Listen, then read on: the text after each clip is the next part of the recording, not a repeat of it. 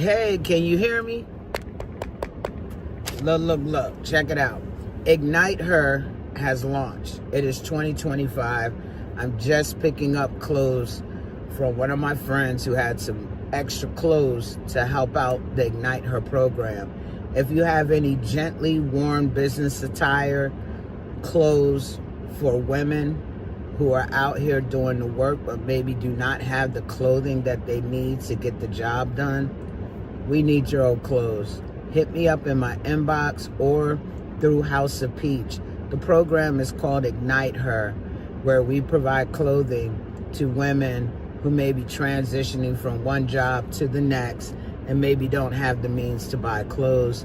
It could be going from working at McDonald's to now working in an office. So we're looking for gently worn business clothes. Make sure y'all hit us up, all right? Please hit us up. We need those clothes. And check right below there. If you're not in the state of Delaware, you can mail them to us. Or if you're in Delaware, we'll pick them up. Y'all have a great evening.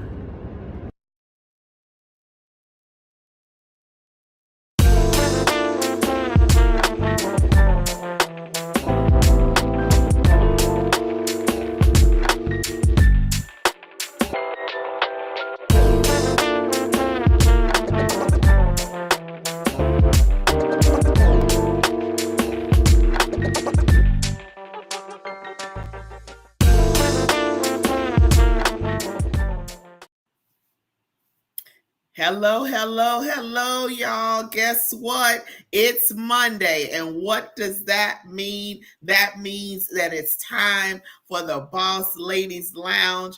Y'all, I am so excited to be on with you this evening. Y'all see around my picture, the background. I wish I could just minimize my picture so you can see that amazing portrait behind me. It is so, and I love colors. I love lots of colors, bright, pretty colors. And when I tell you that thing is pretty, Peaches is trying to make it smaller. She made it bigger, but that's okay. You'll be able to see that at another point in time. However, it's time for the show. I need you to come on, like, tag, and share. Share this out. If you're on YouTube, share it out. If you're on Facebook, share it out. If you are on, well, my Instagram isn't working and connected, so we're not going to say Instagram, but we have a number of platforms that you can be on to watch, that you can share this out. Y'all, I feel like we were just on yesterday, but we weren't. A lot has happened. I hope y'all have had, last week was good. The weekend was good. Let me tell you what I did this past weekend. So now that I have a little bit more time, because y'all know I travel all the time. Every time you turn around, I'm somewhere. So in between my travel time, I try to get involved with events that are going on in the city. Because people ask me, well, how's Panama City? How is it? I'm like, I'm just now learning. I've been here a year and I'm just now learning my way around, really going to events, seeing what's going on. So I went to a Juneteenth celebration this past weekend, and the park that they had it, one of the vendors said, hey, this is the first time that we've been here in many years. They had to move to a different location. So they were at that park. So it was kind of a monumental time. They had music. They had all of our people out there with vending booths, and they had food trucks. When I tell you, I ended up spending quite a bit of money while I was out there. But you know what? I was putting it back into my community, into our community. And that's what I love. So our guest, she and I were kind of backstage before the show started, having a conversation about this. Listen, I want to encourage you to support your people. Those that have businesses, no matter what it is that they're selling, they're doing, their services, support us, support your people, because who else is going to do it? If we don't support each other, who else is going to do it? So we have to do that. So I have vowed, and I've been doing this for the past couple of weeks now, like really intentional about it, is whatever I need for me personally or in my home that I can get from a Black owned business, guess what? That's where my money goes. I have a website that I go to that has all of this stuff on there that you can get, even down to toothbrushes from a Black owned business. Guess what? I got those toothbrushes and I love them. They have everything from something, the dish soap to wash your dishes with, to laundry detergent, batteries. They sent me batteries, y'all, batteries and Band-Aids and freezer bags and toilet paper. So I'm about supporting my people, putting it back into our community, not for it to come back to me, but to support us so we can grow. Isn't that what it's about? Aren't we supposed to be supporting each other, pushing each other, helping each other to win? Who else is going to do it? I'll wait. Right. Us. Only us. So I was excited to go to that Juneteenth celebration this past weekend. Y'all, I will be getting on a plane Thursday, going to Arizona for a women's conference that I know is going to, God's presence is going to be there. And then I'll come back and I'll be home for a few more days and then I'm gone again. So y'all be on the lookout. Y'all know me. Y'all know this month has been busy. Like really been busy. I told my pastor yesterday, I said, I won't be in church next Sunday. He said, you can't go anywhere else. I said, listen, June is a busy month for me this year. So I promise you, once I get June taken care of, then it kind of slows down. At least that's what I think. I never know what's going to get added onto my travel schedule. Not that I'm booked up. It's stuff that just keeps getting added and added. But when there's something for you to do, when you are mandated for something, when there are connections being made, when there's purpose in your life, you got to go where it is you need to go. So y'all got purpose as well. It is time for y'all to stop sitting around, not putting stuff on the back burner. Stop saying, I'll get to it. No. It's time for you to move. This is the season and the time that we need to be moving and doing something. So at the end of the year, I told y'all, I said it. And I'm going to say it again. By December 31st, 2025, which is in a few short months, I will not be in the same place that I'm in now. I'm not talking about physical, although God does what he does with me. Y'all know he has moved me around every couple of years. I'm gone somewhere, not by my choice, by his moving. So I'm not going to be in the same position. You should want that same thing for yourself. Aren't you tired of just getting by? Aren't you just tired of being content? Don't you want more? Don't you want the overflow, the abundance? Don't you want that window to open? Y'all, when I tell you this window is getting ready to open, but we have to position ourselves to receive what's coming out the window. So in order for us to do that, we have to have our mind right, which is, oh my God, this like flows right into our guest. I didn't even plan this, I promise you. That's amazing. Thank you. We have to get our mind right in order to receive what's getting ready to come to us, don't we? Yeah.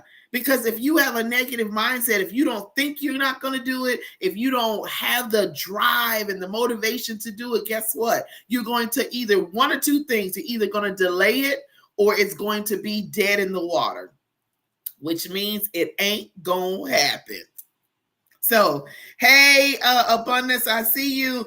Pastor Kyle, my brother. Oh, my goodness. I miss you so much. So good to see you on. Listen, if y'all on here, y'all need to like, tag, and share this out. We have a phenomenal guest that's going to be on. Oh, hey. Oh, so now you decide to come on. Look at you. Look. See there? All the co-hosts want to come on late. Hey, baby, how you doing? I'm doing Good. How are you? I'm doing great. I'm doing great. I'm just talking about having your mind right before our guest comes on. I want to make sure that people prepare for what's getting ready to come. So I know, and I want to talk about you for a minute because y'all don't. Some of you may know or not know, but I've been mentoring Kimberly for a year. We just celebrated a year of me mentoring her. And when I tell you the change that has taken place in her life, I had no clue what was being prepared for, what she was being prepared for with this. But now she's at a stage in her life where things are being turned up and there's so much that she has to do. And now it's becoming overwhelming. And so I've been talking to her, listen, you have to get things in order as far as time management and writing it down and not getting overwhelmed, because this is the time for you to do things to make an impact. So when it's time for you to move, when it's time for you to grow, guess what? You got to do it, either that or die. Like I wouldn't want you to die. All this hard work you've been putting in for a year just for nothing. Yeah, no. Right. Talk on that a little bit. How you've been feeling with it? Um, it's definitely a different avenue. I was used to like the nonprofit side of it, but like actually being like an actual business owner, and um, I felt like with a nonprofit, it was more kind of laid back. I kind of flowed with that. But being a business owner and actually making sure that like your budget's right, all these different documents, like when you're doing events and different things like that, it can get overwhelming. um Copywriting your name and getting your logo verified and all different types of things, it was a little overwhelming for me. Um but I took some advice from another lady. She was like, sometimes you just have to step back from it, and I kind of did that, and I kind of recentered myself. So that helped out a lot too. But I would say don't give up. It's a little pressure, but what happens when you have pressure? It builds diamonds. So That that's facts. Absolute facts. So I'm glad you're not giving up. I'm glad you're doing what you need to do, because I wasn't gonna let you give up anyway. I'd be on you, and you know that. Like, what you doing? What you doing? Where are you? Hiding somewhere? Yeah, no, not happening. So Kimberly has been traveling with me and going places with me. So she will be in Arizona this week and weekend. So I'm excited. So I pray that you are well. I pray that you have had an amazing day.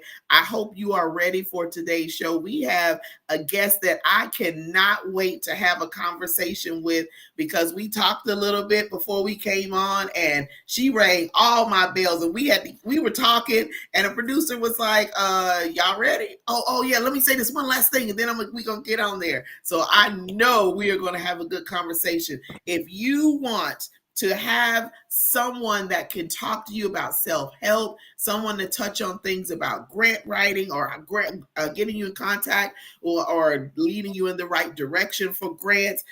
She's won a Poets Award. She has links to her businesses and books that she's written, everything that we as women and actually people need, because not only for women, it's for men as well. We know I have had some of my friends, my male friends, like, oh, isn't that a show for women? Well, yeah, we are highlighting things that the women are doing, but guess what? We want the men to support us. Who else is going to support? Like, we can support each other, but we need your men. We need y'all strong men supporting your women. And I don't mean women in the relationship sense, women as women of color, women in your same race, your sisters. So men, don't be afraid to come on the show. Don't be afraid to watch. Don't be afraid to like and share. Y'all need to just cut it.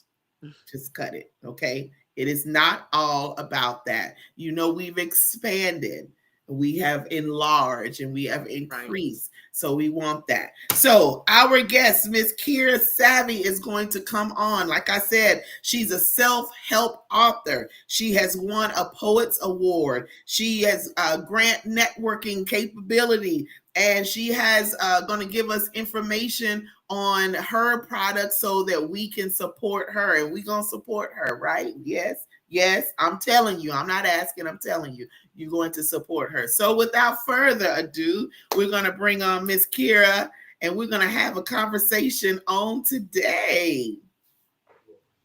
Hello. Hey, hey. How are you? Good. How you doing? It's nice to meet you, sis. That is abundance. This is Kira. So we are so happy that you were able to come on this evening at such short notice, but you were like, sure. So Yeah. we're happy that you are here. You're going to talk to us about some great topics, some things that we need to apply to our lives, some direction, lead us in the right direction with some things, give us some insight. So I'm looking forward to it. So why don't you just tell, because you actually met Morgan.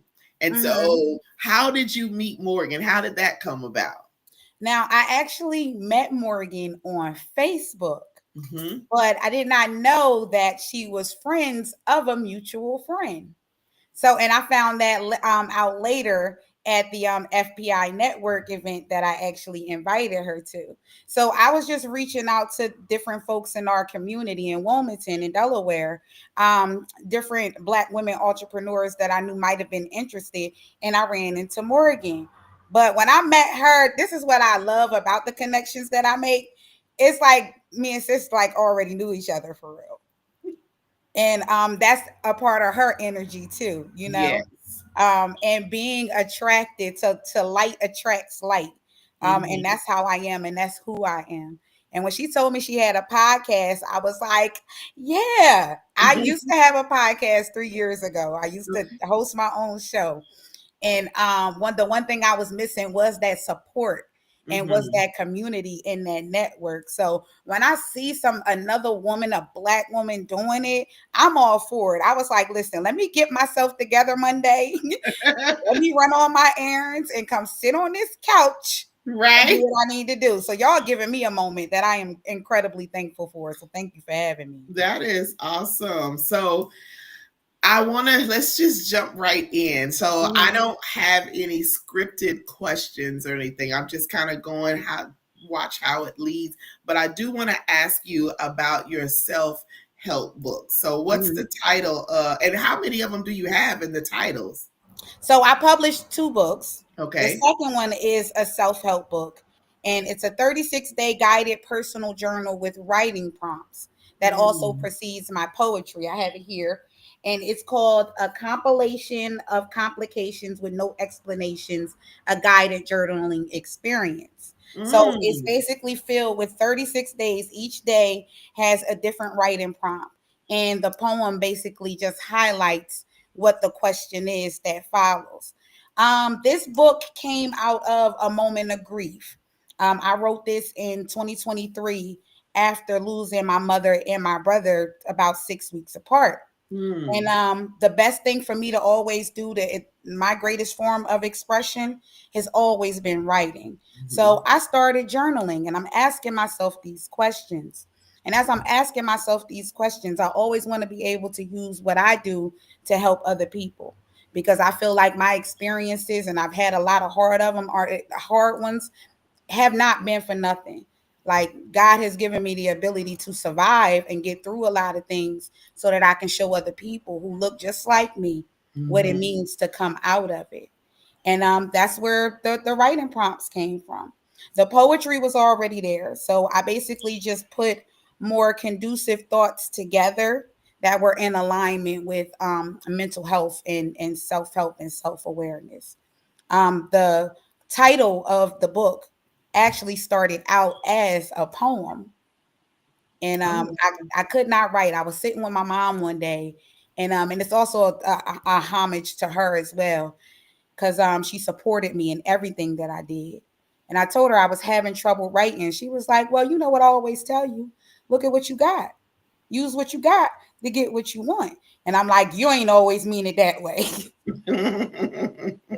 But it was a moment where that's what I did. I looked at what I already had, and I found that I had one conducive thought, And it was a compilation of complications. Yeah. Wow. Well, I'm gonna Yeah. definitely have to. We're gonna have to get that link out to people to know so they can order if they so choose to support you and to help themselves with that. Mm-hmm. So let me backtrack a little bit because I kind of jumped the gun. Mm-hmm. I just wanted to get right into the conversation, but I wanted you to tell us a little bit about you so we know your background and how we got you to this point here, how you got to this point. Oh Lord, where do I start? So I am. I'll be 38 next month, and I tell you, I'm like a jack of all trades. I've had a lot of different experiences in my life. I grew up in like 12 different states, so I never known really community except Mhm. temporarily. I've always lived in like fight or flight mode. A lot of generational trauma, things that have occurred to me throughout my life. I got to a point in my adulthood was like, well, are you going to continue to make excuses for being and having a negative mindset, or are you going to do something about it? My most important title is I'm a mom.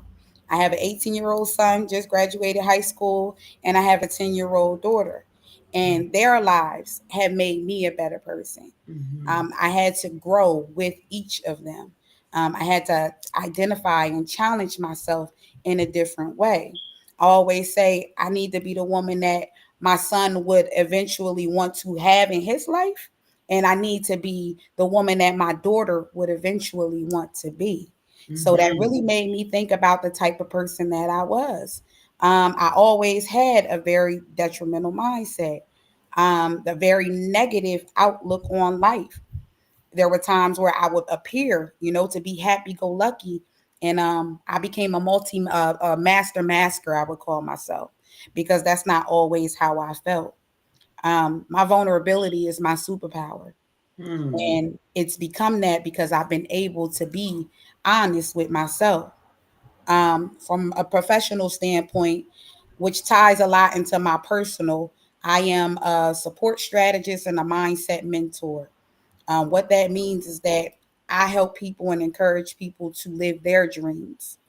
I've had jobs that I made bosses leave, telling them to follow your heart. And because that's just the type of motivation that I come with. If whatever it is that you want to do, you can to the best of your ability.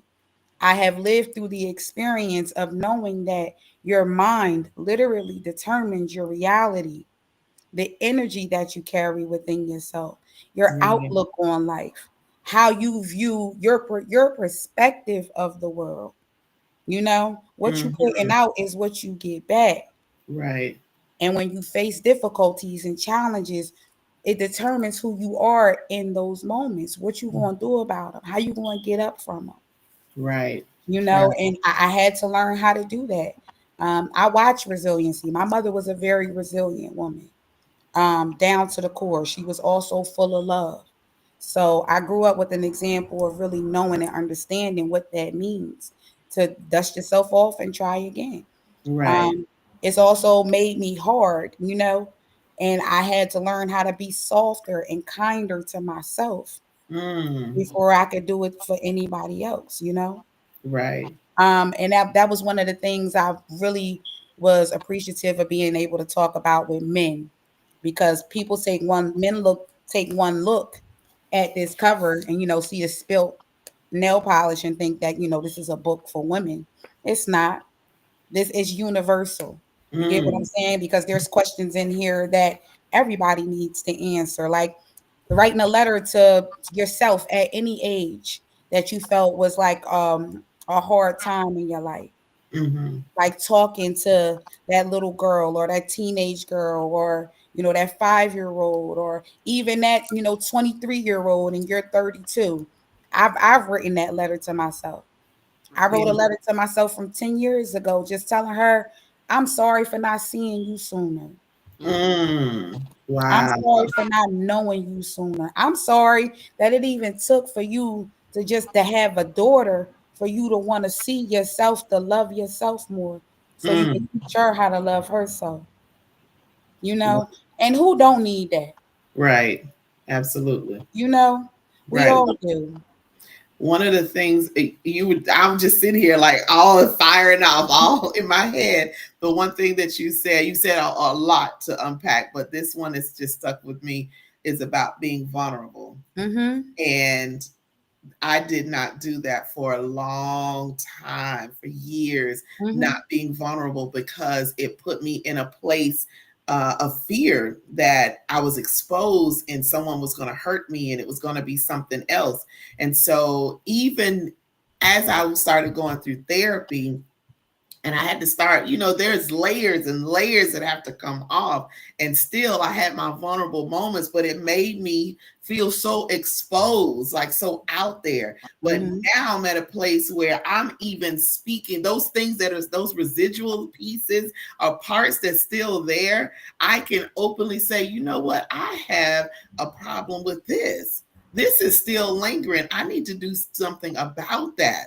And Mm-hmm. so I do journaling too. I have books, books I've like been reading back over the years, like, wow, I wrote that. And Mm-hmm. so it just all of these emotions and where you were, I see myself where I was to where I am, but we gotta accept and acknowledge where we are and not keep trying to mask over it, because whatever you're dealing with, it's going to manifest some way. And that happened to me where I knew I needed therapy, is because something manifested in my life in my adult years. And I was like, oh my God, I need to do something about this. You need to stop acting like everything is cool and you're good and you are not, because this has come about. So I am a supporter. I'm a pusher of people to for therapy, for journaling, whatever you have to do. Just be real with you. You'll be better for it. Better for it. So now So that, can go I say? ahead. Go ahead. Oh, Yeah. I got to jump in here because I feel like, oh my God, you were speaking my language, right? So, cause I'm a real big advocate on mindset, right? I really believe that 100,000, a billion times, like what's on the inside start reflecting on the outside eventually, right? So my question to you is, like, I know I heard you speak on, you had your daughter and she made you want to be a better person. You lost your mom and your brother. But what was that one moment that, because I feel like in the story, there's always that kind of epiphany moment that you just sat down, and were you broken when this happened? Like what Oh made yeah. you go to that place that brought this woman forth? 5 years ago, I was with her father, my daughter's father, for 10 and a half years. At the age of 5, my daughter's age of 5, he and I split up um, due to a domestic violence situation, right? If it was not for that, I wouldn't have been able, I had to lose myself to Mm, find me. I realized in that moment that I was lost in somebody. We mm, spent from the time I was 23 to about 32, 31, 32, right? I didn't know who I was, realizing that all of myself, all of my identity was wrapped up in this one person for so long. Mm, It was a moment where I had to determine, well, who is it that you want to be now? What is it that you want to do for yourself? mm, I was also, I'm a reform workaholic. So I hid a lot behind my hustle. mm, I was in the midst where I was an operations manager mhm, for a janitorial company, and had to file a discrimination lawsuit. I was being discriminated against on the job. mm, So all of these things happened. I lost my job. He and I split. I got 2 kids. I lost me. mm. And what I've known and what I come to find about going down, it ain't nowhere to look but up. Right, mm, right. I also had to come to terms with having undiagnosed anxiety and major depression, Mhm, mm, something that I lived with mhm, all of my life, mhm, that I've lived with just operating out of that. not realizing that my perfectionism as a child, constantly being hard on myself, having to be at the top of my class, having to be the best of the best, was my anxiety. Mm. So it was like so much that came down on me, and it was a practice in motion over time, over the years. And I'm 5 years into that. Mm. And I started really focusing on my spirituality, but that was my calling back to my relationship with God, to building a relationship with Christ. Realizing that a lot of the experiences that I had, like I said earlier, was because I was supposed to go through them. Mm-hmm. Like I was supposed to have them. So I tell people all the time in the midst of breakdowns, when I speak to folks in the midst of their breakdown, it ain't nothing left for you to do but get up. Right. Because if you give up, then you missing out on an opportunity that you don't even know is coming yet. You're That's talking to somebody who's had suicidal ideation as a teenager. Right. You get what I'm saying? right. Being in a place in my mind where I don't even have any control over it. Mm-hmm. You get what I'm saying? Mm-hmm. So you have several moments, but Mm. you get to a place where enough is enough. Right. Like, I'm tired of feeling worthless. I'm tired of Mm. not feeling like I'm not good enough. I'm tired of allowing myself to be mistreated. Right. I'm tired of having these underlying insecurities that I should have never had in the first place. Mm-hmm. You get to a place where I'm tired of being down on myself. I'm Yeah. tired of feeling like the world is coming down on me. So, what am I going to do now? Right. What am I going to do to change it? It starts here. My Right. podcast is called literally Just Talk Radio, and I spelled talk TAWK, to acknowledge with knowledge. And it ended Mm. up being a self help podcast. I Mm. find myself always in these positions of wanting to do for other people what I want to do for myself, Mm. Mm. or what I would want somebody to say to me. I Right. go back to my podcast now, and Mm. I'm like, yo, I was literally pep talking myself. Mm. That's Like, that. before I had any listeners.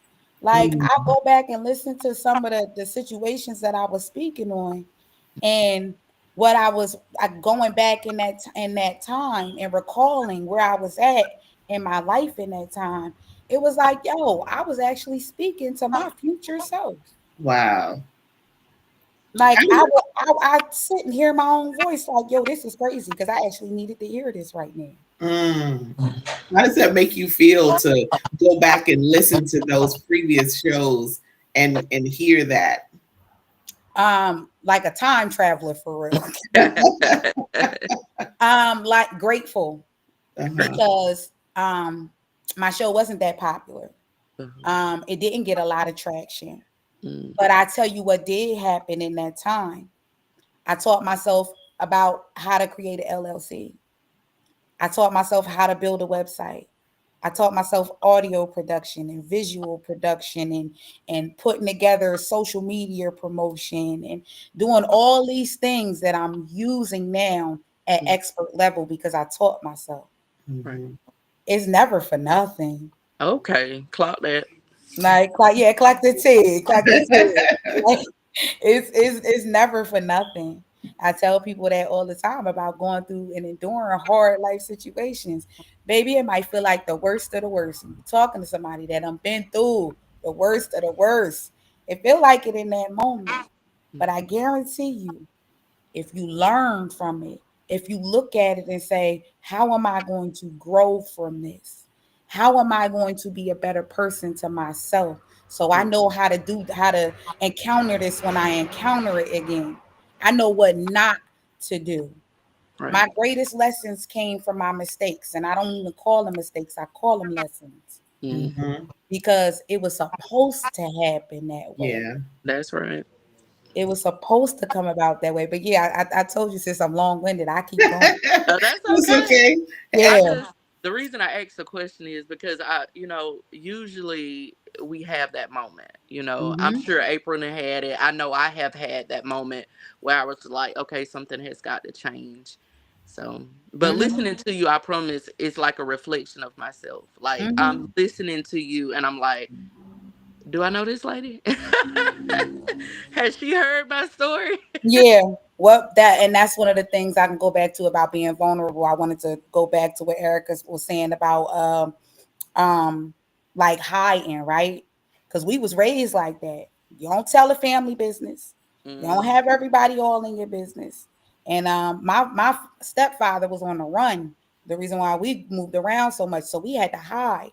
Mm, So I had to hide a lot of who I was. I mhm, was a real shy kid. I was real timid. And I was afraid to speak up for myself because I mm, was told you don't talk about certain things, even being coached on how to present yourself, you know, mm. what to say when you go to school, you know, how to present yourself around, so at the doctor's office, anything. right. Yeah, You get what I'm saying? I can It relate made to me, that, yeah, to it that made me want to be fear. more honest. Yeah, I can It- relate to that yeah. fear of not wanting to. You stuff is going on, but you're too scared to say anything because you don't know what's going to happen from that. So you Mhm. just, I would want people to just mind read me, just like mind link me and just listen to me. And so my face and my mouth was, my face didn't show anything and my mouth wasn't moving, but can you just mind link with me and hear what I'm saying? Mhm. Because, you that's what we were taught. What goes on Yeah. in this house stays in this house. What happens here, you don't talk about that. And I can't imagine, that they are still, and there's still children, people that are dealing with that even today and are suffering. And it's going to take them that much longer because society has changed so much from when we were younger, so Mhm. changed so much. And it's going to possibly take them that much longer to get out of that from where they were and what they were thinking and how they felt. Mhm. So, now let's tie this into the topic because Morgan gave it the topic, having a royal mindset. So with everything that you've dealt with and gone through and overcome, how would you say you have a royal mindset and how did you get to that point? Well, for me, I see purple when you say royalty. And that's also my favorite color. It's been my favorite color since I was a baby.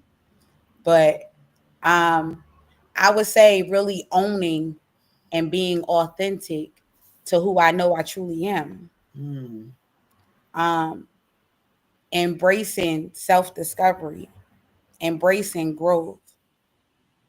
The way I speak to myself is a direct reflection of how I feel about myself. When you think of royalty, you think about a person in a position of servitude to mm, have to serve other people. Mhm, So you have to be able to serve from a place of compassion, a place of understanding, of mhm, emotional intelligence, mhm, of understanding what it means to have a higher mindset or reach from a higher vibration, if you will. mhm. mhm. That's when I hear having a royal mindset, that's what I think of. Yeah. I like that about the higher vibration and different frequency. Some people will demonize that like it is, oh, no, no. But I found for me, I operate on that, on a high frequency, high vibration. And with people that are not on that level and they're much lower than I am, I just can't.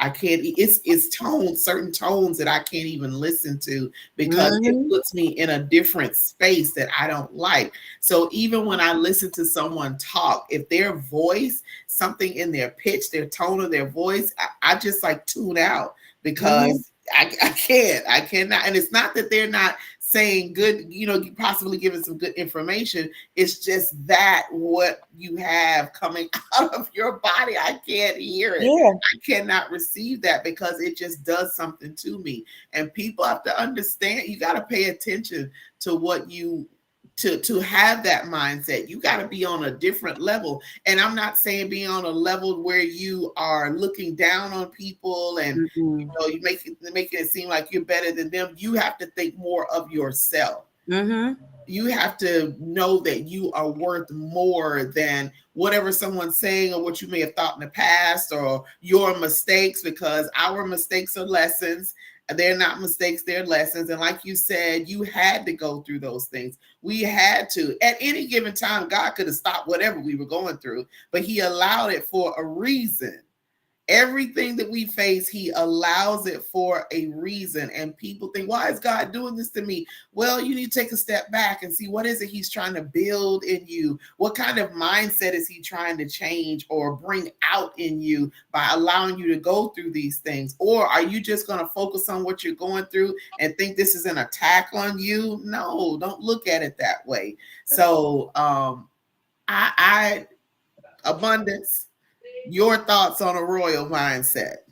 So, pretty much agreeing with you ladies, I feel like when you have a royal mindset, it is like she said, like you're able to vibe at that higher you're able to vibe at that higher frequency, but you also know people need you at that low frequency as well. Like, Good. don't I'm a person like duality, right? And I also believe like um boundaries are good to have, but I'm the type of person that believes sometimes we set boundaries, but it also keeps us from getting the message that God is sending this person that we think so negative, right? So sometimes I think we have to be careful with that as well.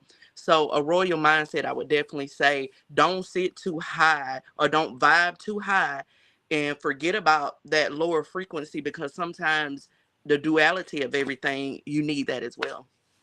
That's true. But you're right, because some people, because you do vibrate on such a high level, they do need that, because you probably got to bring them up to where you are. Mm-hmm. Sometimes we have to be at this place to not shun them or ignore them, but say, you know what, let me help you come on up. And then it becomes I'd say a domino effect, because not Mm-hmm. only doing that for them, but it's just going to repeat itself. I would So always also say, don't only being in a royal mindset, don't only be a giver, be able to receive as well. Mm. that's good. That's Yeah, because that's the one I still struggle with. Yeah. And I feel like looking down on other people is low vibrational for real. Right. Because everybody, I don't at the human experience is so complex, but it's also very similar. All Hmm. of our human experience is a lot of, we all have emotions that we deal with. We Right. all have life situations that we deal with. Somebody had to give you an opportunity, a chance to show yourself and prove yourself at some point. Right. So we get to this high vibration and then we look down on other people who aren't there or who Mhm. have a hard time getting there. We Yeah, don't realize that that's a low vibrational base. right. Right. You 'Cause- operating out of a low vibrational mindset. So yeah. Right. knowing and understanding empathy, that's what Mm, empathy is. yeah, Being able to understand, put yourself in somebody else's shoes. Right. right, Like I've been there before. right. And I even had to learn how to meter that. Um, Telling too much of my story and overpowering the situation, just Right. but taking a step back and listening, Yeah. letting them, get out everything they need to say, and then speaking from a place of experience. Mm. Mhm. You know what I'm saying? So we know what it means to be in that low vibration and have to come from it and have to pull ourselves out of it. Because a lot of times when you there, it ain't nobody but you for real. Right.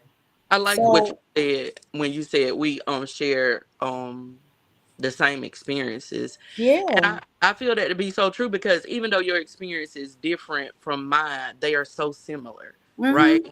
And then Mm-hmm. knowing April as well, um, just that story of the struggle and making it through and still pulling yourself up out of that when you had no one, like we are making those spaces that we wish people would have gave us, right? So listening to all three of us and just knowing April really well, and then hearing you say we all share this shared experience, it is so true. Like, life is complicated, but it is so simple because we all have those human emotions. Right. I really think we could get rid of a lot of, and I've always felt this way. We can get rid of a lot of hate, we can get rid of a lot of the things that divide us, because there are more things that actually make us the same there that then make us different. I Mm-hmm. grew up off the philosophy, if you cut me and cut you, I'm not going to bleed purple, you're not going to bleed green. We both going to bleed red. Right. I got a heart inside of my chest, just like you got a heart inside of your chest. I got a mind that thinks, just like you got a mind that thinks. Mm-hmm. You get what I'm saying? While Right. our experiences, our bodies, our lives, our backgrounds, all of these things are different. And that's what makes us beautiful. Right. But we can get rid of a whole lot of hatred. If Mm, I was able, if somebody was able to look at me and have a similar situation and be like, dang, I've been there too. Because mhm. it's possible. Mm-hmm. Like the, Uh, the one thing I say is universal. It's like life and death. right. Right. You know, somebody from a completely different background can know what it's like to lose a mother or a brother. Mm-hmm. Now we already got something in common. Mhm. Right. Right. You know, Right. so it's especially with us with Right. Black folk, a Mhm. lot of our stories are exactly the same. Mm, Yeah.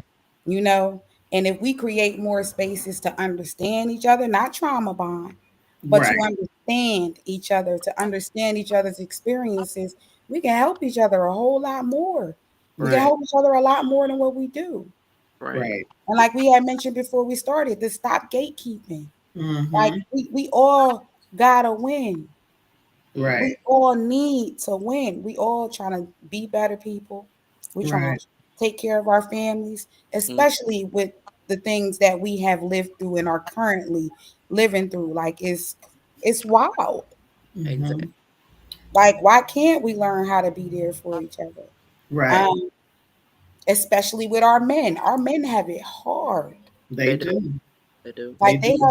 they have it. They've always had it hard.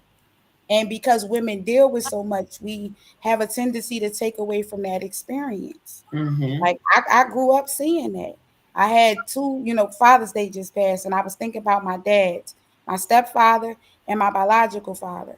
I knew two sides of the gate. Both of them was hustlers, but one Mm, of them was more clean cut, about his business, blue collar man, and another one was from the street. And I both seen them deal with things physically and mentally that they would not tell anybody about, that they wouldn't share. Because Mm. the only thing they ever wanted to do was provide for their families, was take care of Mm-hmm. their families. And we put that pressure on men, like, and it's almost like we put them in a position where they're not supposed to feel. right. Mm. And we forget that they human too. I had Right. to pull myself back. A friend was going through something emotional. And because I know his character and I know him to be a strong person, I Mhm. got to a place where I was like, you acting weak. Oh. Mm. I said that to him. And I right. had to apologize to that man. Right. Mm-hmm. Why? Because that was a subconscious thing in my mind to only know men to be strong, right? Right. To not, oh, you this ain't what you supposed to be doing. That's not, he's going through a hard experience where he needs to express his emotions. Yeah. Like he's a human being. And we don't give them that space. Same Right. thing with my son. My son has always presented super stoic. Like even, reprimanding him throughout his life, no emotion, nothing. And what I found later on is that he was bottling it. Mm, Mm. He was holding it in until I started telling him, you can cry. Mm-hmm. It don't make you weak. mhm. Tell me how you feel. You Yeah. don't like something mommy said? Tell me. I'm Right. not my mom. She was, oh girl, I don't know why you let that boy talk to you like that. Because Mhm. you never let me talk to you like that. Which is Yeah. why I was a shy kid. Yeah. Which is Mm. why I blew up in anger and got popped in my mouth. Right. Mm. Because I was constantly bottling and holding in, because we not supposed to talk back. We Right. not supposed to go against what an adult says. You get what I'm saying? Right. Right. Allowing my son and my daughter that space to say, Mommy, I'm mad. I'm Right. sad. I'm angry. Well, talk to me? What's going on? Right. And then this is the big one now, because we can't do this. That we have the biggest problem with this. Apologizing when we wrong. Yeah. Apologizing to our men and our children. Mhm. Mm-hmm. Because we ain't never wrong. I was guilty.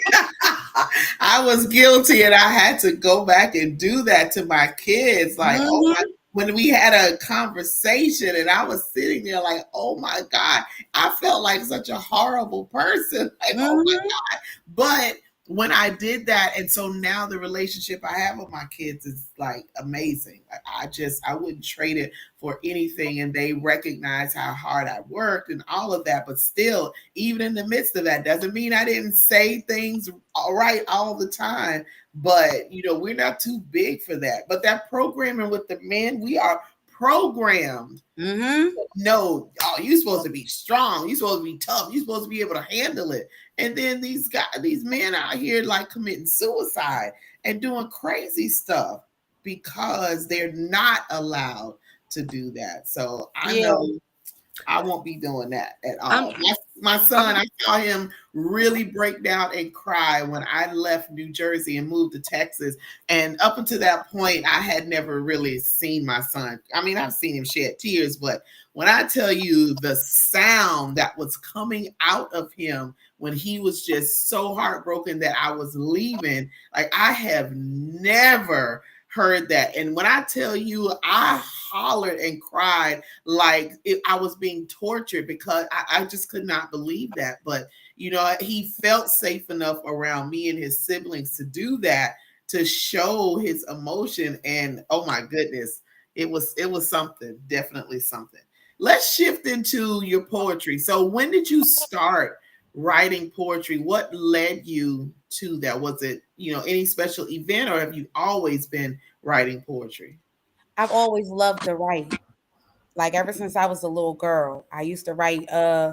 Like I learned in drama class about screenplays, and the different positions on stages. So I would write screenplays for like the church events. In my teenage years, I liked to sing as well. So I started writing lyrics to song. I hear music in my head, so I can kind Mm, of just write from. I never play the instrument, but mm, I can write to a melody. So I was very boisterous with my father. So instead of me talking, he made me write. mm, He also made me a writer. The Harlem Renaissance era, one of my favorite eras, um, one that I follow, it's full of writers. Um, so it's kind of always been a part of me. So at this big age of mine, I just decided to use it more and utilize it more for creative expression. And mm, that's where the poetry came from. okay. Um, I challenged myself a couple years ago while I had the podcast to write my first book. I said, mm, okay, you got all this work. You've been, actually performing. I had just started performing back in 2022. Mm, Other than that, it was just like all in journals, my own personal thing. But what I found is that I'm a performer as well. And the impact, being able to deliver a message in that way, has been extremely profound for me. So that's when I started performing back in 2022. mhm, But for me, writing is one of the greatest forms of expression. Being able to tell a story through your words I agree. in a short period of time. Uh, mhm, People can learn a whole lot about you just from one piece. So I love that I have the ability to do that. mhm, I just got to share my little writing story with you, girl. So back in 2019, that was my breaking point. Like I had had enough, and some had to change back then, right? And Spirit spoke to me, and because I forgot, they was like, go back to what you like doing as a child, Hmm. right? And that was writing. So girl, I totally get it. I feel it. I'm here with you. Yeah, and it's funny every time. I also had undiagnosed ADHD. I just got diagnosed at 36, right? And that's another one of my superpowers. My brain just works differently. And that my daughter actually led me to that because she was diagnosed with ADHD around 3 or 4, Mm, and that really was a highlighting point of me of knowing myself a whole lot more. It's like it's every step that you take, every different thing you do, you find a little bit more out about yourself. And Mhm. writing is just, it's always been there. Anytime I stop doing something, and I've always done a million and one things, sometimes too much at once, that's where the ADHD even came from. um I always brought myself back to writing. Right. It's just something that, if even if I didn't do it for years, in a moment where I'm stressed, I'm dealing with too much, pen and pad. Right. Mm. It's just like, it's something you could always count on doing, Right. you Right. know. So this has been really good. Now let's slide on into this networking, this grant networking. I know you wanted to touch on that a little bit, and I'm sure there are people that are watching or will watch the replay who have businesses, or and want to look into grants and how to even get to navigate to that area. And I know you have experience or connection with that. Just kind of give some pointers or some information to people in regard to grants. This will be good for you, Kimberly, with all the stuff that you want to do and are doing. Definitely would be a benefit to you. But talk about that. So I know a little bit more about the writing side of it, Okay. but I am connected to a network, the the entrepreneur network that I was telling you about, where Morgan was for the coffee meetup, called FPI Network, and the CEO is Lady Farley. So she implements a lot and actually receives a lot of grants for small women businesses, Black women businesses, that are looking to for expand. Mhm. So she knows more about how to actually get the grant. I know more about the writing side of things. Okay. I went to Kaplan University for a year for technical writing, and it was an emphasis on grant writing. Grant. Mm. What you want to do, though, I can give that information, is when you're looking for a grant, you have to make sure you're looking in the right place. Right. Mm. So, whatever product, service, or business you have, you want to make sure you're looking for grants that cater to that specifically. You Right. also, the one part that nobody wants to do, you gotta research. Okay. Right. Like, you gotta research, research, research. You gotta see what kind of, if there were any grants that were actually approved, especially government grants, for what your products or services are. Right. Find out how often they get them. They Right. also have these like startup competitions, where you can pitch your business for Mm. grant money, or for funds that you don't even have to worry about getting back. There's companies that Mm. seed invest, but gotta research. Right. Right. Gotta research. I spent a lot of time on grants.gov, just looking at the different things that they offer. There's a lot of grants for nonprofit work that people don't look into, but they're sometimes project based or program based. Mhm. So you have to be looking at, okay, well, what is it that I'm offering? And then what is this grant offering? Is it a connection? Is it something that they're actually going to approve me for? I Mm. say just continue, do the homework, Right. do the homework. And I think that's what really helped me out, is wanting to find information. Like, I'm a lifelong student. Right. Mhm. So I give people that information. Right.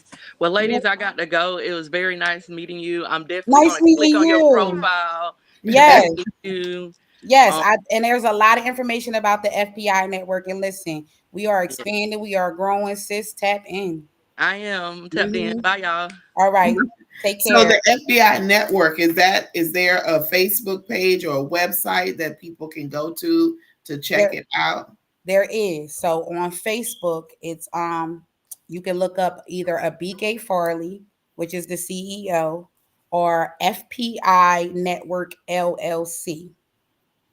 That's F like Frank, P like Paul, I Network LLC. And it is specifically for Black women. And it's not just entrepreneurs, it's artists, there's community advocates, there are, nonprofit people who have their own nonprofits. So it's about women, Black women, literally us building connections to help each other, Mm-hmm. bridging gaps between us, and helping each other grow. I tell you how I met them. I went to perform at an open mic that her husband was hosting. So her husband hosted an open mic. Shout out to Eric Crow Draven, big bro, at her boutique in Penns Grove, New Jersey, called Mississippi Vintage, every first Saturday of the month. So I was introduced to a mutual friend, and I was performing. And Lady Farley asked me to perform at her Women's Day brunch for the network. So I thought I was just coming to, perform, do my little thing, and that's it. But when I got there and I seen these beautiful Black women pouring into each other, there was a young lady that was there. That was in medical school. It raised money for her to get through her next semester. Just seeing that type of community is Mm-hmm. something I wasn't used to. I'm like, wow. I'm used to seeing Black women bite each other heads off. These women are literally just pouring into each other, big up in each other, giving each other awards, their flowers. And I was taken back by it so much that I had to be a part of it. So how do you, in talking about that, because Mm-hmm. that's something that it's not everywhere in every community, but we need that community of women that can be the example in every area, in Mm-hmm. every state, that we can build ourselves up as Black women, build ourselves up as a people. How do you, what do you think? Let me see how the best way I can ask. I How get can I we get improve? where you going with it though, because it was just literally something that another my homegirl Caesar and I were Uh-huh. talking about. Go ahead then. So yeah, I was already picking up on the vibe. Oh, good. So then my vibe hits you. Go ahead. we okay, even if we are in competition, right? As far as business or whatever is concerned in that realm, we got to stop looking at each other as the competition Mm, and start looking at each other as community. mm-hmm. What we will come to find about us, like I said earlier, we got more in common than we have different. The issue is, I feel like with us specifically, is that we too busy trying to be better than the next one Mm, instead of looking at our sister and saying, I got something that can help you. I got something that can build and add on to your life, knowing I'm gonna right. do me and be great regardless. I'm gonna stand in my power regardless. I'm gonna have and own my power regardless. It don't take nothing away from me to support you. Yeah. It don't take nothing away from me to look at you and see a woman that's trying, a woman that wants to be better and create a better existence for her legacy. Mm-hmm. Like I think that we we turn our backs on each other too often, and then we also have this closed-minded mindset Yeah. where it's, oh, you can't sit with us. This is us and them over there. Oh, we don't do that. We don't teach each other enough. Right. We don't teach each other enough, and we don't put ourselves in position to be teachable. Right. Got to be teachable and coachable. You have to be able to receive. And that's one of the things that Abundance was saying. You have to be able to receive as well as, you can pour. And I'm like that. I can pour and pour into people, but there's times I just want to sit and I want somebody to pour into me. Can you just, because I haven't arrived and I know that. And I want to learn more and I want to do more. And, especially with women, with us, like I've always been supportive. Like it doesn't matter, you can have, and one thing that comes to my mind are hairstylists. I could just see two hairstylists being across the street from each other, and people going there and they're booked, but they say, you know what, our schedule is real tight, but if you go across the street, there's my girl over there, she can help. And she may not even be your friend. You just know from her being over there, send that business over there. Don't try to squeeze them in and you take everybody and now your customers are mad when you could just send them over there too. We need there's enough women in the world. Everybody can do well. Okay. But we don't I hate that we don't have that mindset. You know, when I go places, and I know you do this as well, when you go places, you were talking about, oh, we don't sit here, we don't do that. I just, whoever wants to sit with me, come sit with me, because I never know what hidden gem you have or information that you have that I need. And because you may not be in my immediate circle or where I hang out or who I am around, and now I'm shunning you and I'm just cutting off what I can get. Yeah. And so we all can go up together. Like we all can be supportive of each other and all be successful together, but we don't do that. Yeah. Now, not saying that all women are like that. There are a lot of women that are, but we need those that the large portion of them that aren't. There needs to be something, and I don't know what that something is, to change their mindset so it goes to this royal mindset. We all can be walking the red carpet together. Yeah. All of us. Yeah. How do we change from a mediocre mindset or a low vibrational mindset, or I'm just content with this little bit and I'm going to work the system, instead of, well, I don't want that. I want royal status. And the last I checked, royalty has access to everything that they may want and what they need. So why are we, and that goes back to us talking about gatekeeping. Why are we keeping that from the next person? Yeah. We keeping that from them. Why are we hiding it and hoarding it for us? And we don't have the capacity for all of that information, for all to do every single thing now for the stuff that we're hoarding. Like, why? Why are we doing that? No, that's not how this is supposed to be. So I try to help wherever. I think I helped to the point to where I'm like shriveled up afterwards, because I just give and do and do. And it's like, I'm just trying to help, thinking it's going to make a difference, but it makes a difference in 1 or 2 people. And that's good. I'm good. Wherever I go, 1 or 2 people, I'm satisfied with that. Would I love to do it on a larger scale? Of course. Will that time comes? Hey, I'm preparing for it. But our mindset, what we think, and we got to think right about ourselves. There's no way that you could do what you have done and continue to do if you didn't see yourself in a different light. Oh, absolutely not. You couldn't. Absolutely not. Because you talking to somebody that, like I said, I was raised to hide, so I hid a lot.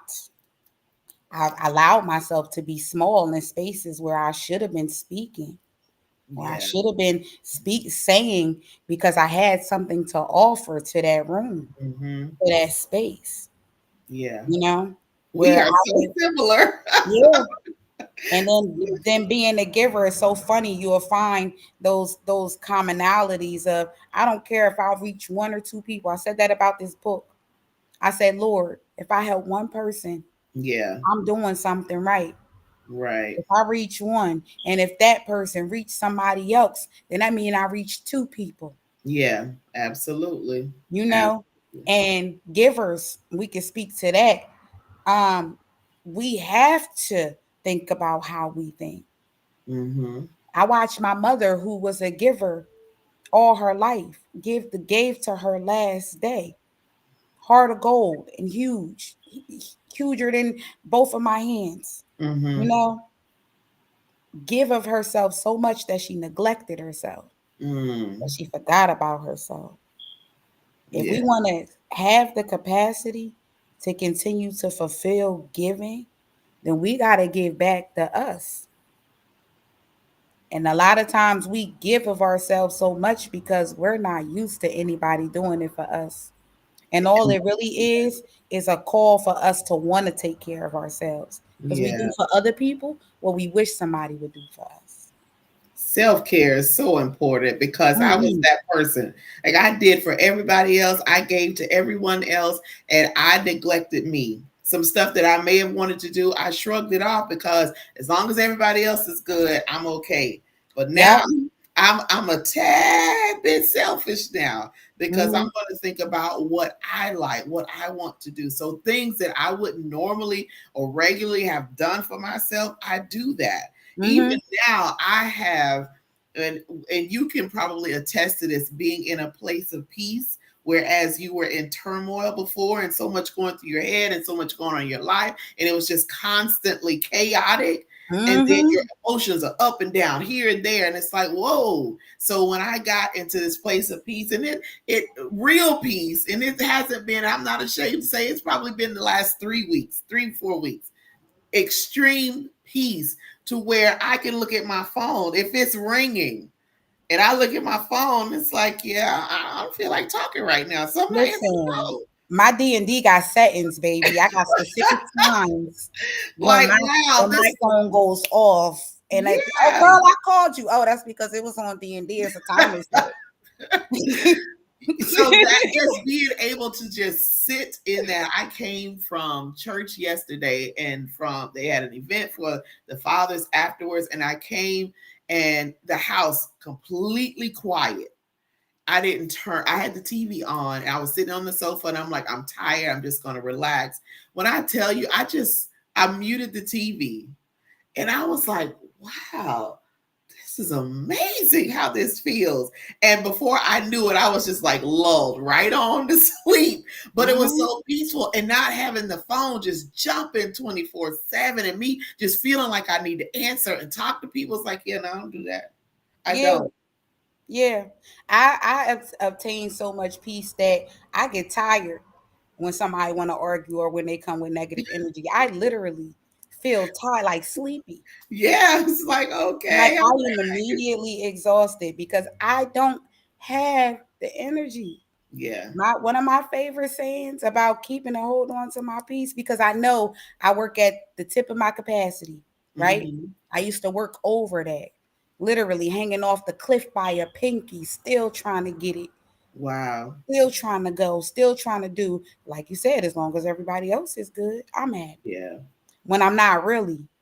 Right. Because then once I have this good old burnout and this breakdown, everything else around me is going to fall apart. Right. And I'm just falling apart right along with it. Why? Because I didn't take the time to think about myself. Yep. My peace is so important to me that I can't sacrifice myself. And it's not being selfish. I'm changing a lot of people's minds about saying it's selfish, Mm-hmm. because we only think it's selfish because we know what selfish look like. Mm-hmm. We only think it's selfish to want to give back to ourselves because most people are selfish. Most Mm-hmm. people only think about themselves. And we're one of those rare people who know that that's not what all life consists of, because Right. our lives consist of giving and pouring into other people. We Mm-hmm. think it's selfish to think about ourselves. No, it's not. That is self love. Right. You're right. That Absolutely. is self love. It's top tier self Yeah. love. Right. Because guess what? You probably take this much and you give this much. Mm-hmm. You need to stretch that out a little bit more. Yeah. Okay. I know I've been stretching. Inch I've been by stretching inch. mine out. Okay. Okay. You got to stretch inch by inch, a little Right. here and there. Every day, I do something no matter how busy I am. Even if it's just sitting down with a cup of tea and just breathing. That's for Mm-hmm. me. Yeah. Don't ask mommy no questions. I'm not looking at Facebook. I Right. wouldn't care if it was 3 minutes or till I get through that cup of tea. Mm-hmm. This is for me. Yeah. This is what I'm doing for myself because I have to do it, because I've worked through burnout. I Mm-hmm. worked through being exhausted, and that affects your mindset too. That Right. affects your mood. It affects your attitude. Like I look back at my life when I was real busy and I had a bad attitude. I was mad all the time. Hmm. I said, no wonder I was mad all the time. I was tired. Yeah. I was angry because I was tired. Because I needed Yeah. rest. Because my soul needed rest. My body Mm. needed rest. Right. Like not giving yourself that, it got a lot to do with your attitude too. Right. And that's not an alignment with that royal mindset. That royal mindset Oh.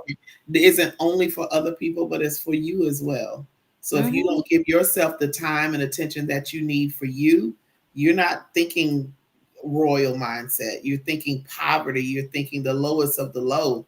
And then you'll just continue to stay there until something changes, until you change, until you come to the realization that I'm tired of going on this hamster wheel, the same stuff over and over again. I want more. Like, Yeah. I want more for me. I want better for me. I don't like mediocrity when I know I can have top tier. Like, I Right. don't want to settle for just getting by when I know I can live in abundance. Like, why is that? Who am I connected to? You know, who is my father? Who is the one that provides it all? He has access to everything. Why am I not tapping into that? Why am I just settling? You know, it's like the story of the prodigal son. You know, he Mm-hmm. had it all. He decided he wanted to give me my money and I'm out. And then he realized, wait a minute, I'm out here eating with the pigs out here Mm-hmm. when I could be living in a palace, that I can Mm-hmm. have everything that I need and be at peace and be happy and be with family, all this stuff. He had to come to himself like, you know what? Let me just go home. Let me just put this pride aside. Let me go. Let me Yeah. go back to where I belong. We belong in royalty. We belong in that status, Mm-hmm. but we need to get our minds there to know that that's what we are, that's where we're supposed to be, and then our actions need to align with that. So go, you know, I love doing self-reflection and self examination on areas that I need to work on, the areas that I need to improve upon, so I can be in that, have that royal mindset, and then grow and advance like I need to. So, you know, I hope y'all are being blessed by this, having a royal mindset. I hope this is opening you up to think about where you are and in your life and what you want to improve upon. You know, I want you to get um Kira's book, her 36-day journey, and get that. I know I am. Okay, you got a website? Is there a website that we can go to get So it? it's on Barnes and Noble. So Okay. I'll send you the link to that. Okay. I'm gonna put that in this private chat now. Okay. And it'll also be featured on the website for the startup that I'm launching this week. I've been working on it for the past 2 months with my business partner. It's called Okay. threadmechanics.shop, and it's basically urban streetwear and accessories and apparel. But it's a community based company. Our motto is build up, buy back. So it's about keeping our money within the confinements of our community and supporting each other. And I built the website, and one of the pages I'm going to be implementing is a product page. So I'm going to feature other businesses on that website to sell their products. So right now we have like two different collections. So my book will also be featured on that website as well. So I Okay. am the brand manager, promoter, and COO of that company. Okay. All right. I'm putting in the chat too that website, oh, minus that last part, for you, for the company we were talking about beforehand. So you Mm-hmm. can check into that.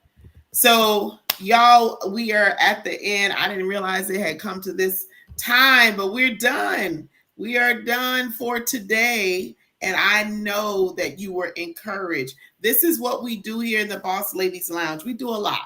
But one of the things that we love to do is to push you to your destiny, to a place of true happiness and thriving, not just surviving. We want you to thrive. We want you to have the mindset of growth, expansion, royalty. We want you to be able to be in a community where you are working together and you're all pushing each other. So whomever we can have on that would help to facilitate that is important. We have entrepreneurs, we have nonprofit organization presidents and coordinators, all of that here on the Boss Ladies Lounge. So we're going to thank Miss Kira once again for coming on. I thought Morgan was going to be able to join us. I don't know what happened. She did arrive safely in Chicago, but Yeah, she'll be here. she was running behind. She did make it at one point, but I think we got so caught up in the conversation.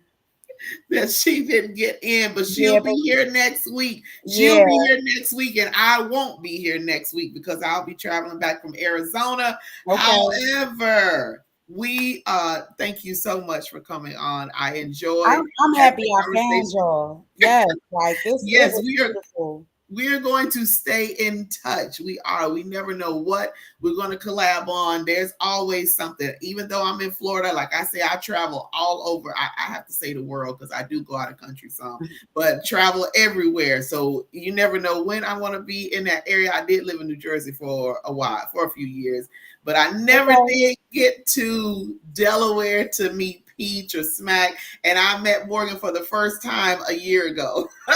And I'm telling you, Delaware is a beautiful place. Like it's so full of beautiful people, especially us. It's full of art. Wilmington, where I live, is full of arts and culture and community advocacy and people who really like out there, boots on the ground, like getting Yeah, it done, representing the community. Like it's right. so much of that here. And I'm originally from Jersey.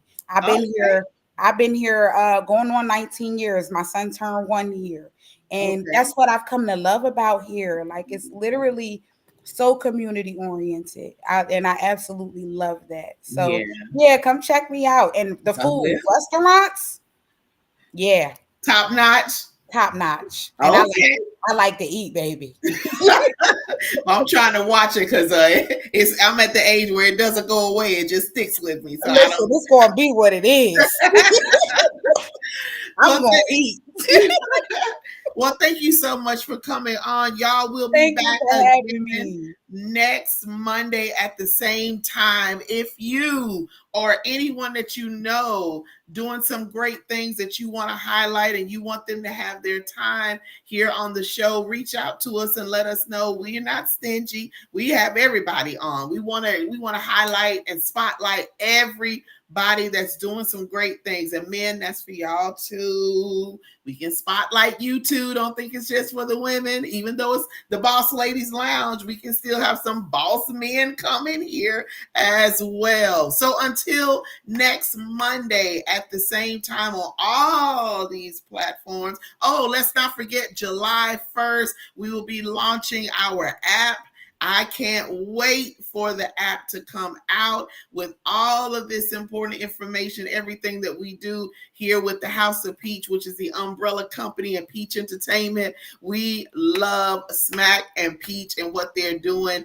I just hate that I'm so far away, but that's okay. Planes fly every day, all the time, and I can get on one. I already told them that. So, all right, y'all, we'll see you next week. Y'all have an amazing week and an even greater weekend. Talk to you Blessings. soon. Peace.